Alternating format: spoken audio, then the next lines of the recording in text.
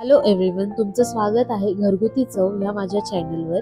तर आज आपण बघणार आहोत कढी कशी करायची। तर यासाठी मी इथे 7 ते 8 मिरच्या घेतल्यात, लसूण सोलून घेतलाय, 1 चमचा बेसनचे पीठ, थोडी कोथिंबीर, जिरे, कढीपत्ता आणि हळद घेतली, चवीनुसार मीठ। त्यानंतर मी इथे 2 वाट्या दही घेतले। सर्वात पहिला आपल्याला मिरची आणि लसणाची आणि त्यामध्ये थोडंसं जिरं टाकून आपल्याला पेस्ट करून घ्यायची आहे। त्यानंतर 2 वाट्या ज्या आपण दही घेतलं होतं ते चांगलं मिक्सरला फिरवून घ्यायचं आहे आणि त्यामध्येच मिरची लसणाची आपण जी पेस्ट केली होती ती आपल्याला यामध्ये घालायची।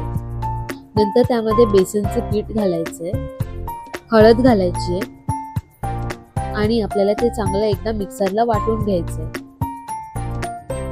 त्यानंतर एका टोपात तेल घेऊन त्यामध्ये जिरं घालायचंय। जिरं तडतडल्यानंतर लसणाच्या फोडी चेचून घालायच्या आहेत।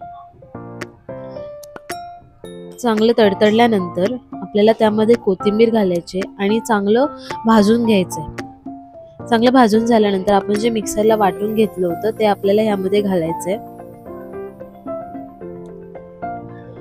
ज्या मिक्सरमध्ये मी वाटून घेतलं होतं त्या मिक्सरमध्ये मी थोडंसं पाणी घालून मी यामध्ये ऍड केलंय। तुम्हाला जसं पातळ किंवा थोडंसं घट्ट हवं असेल त्यानुसार तुम्ही पाणी घालू शकता। नंतर इथे चवीनुसार मीठ घालायचंय, चांगलं हलवून घ्यायचंय आणि कोथिंबीर घालायची।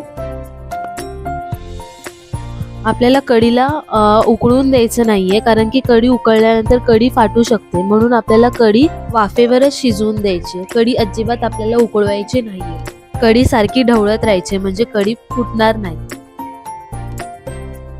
नंतर वाफ आल्यानंतर गॅस बंद करायचा आहे।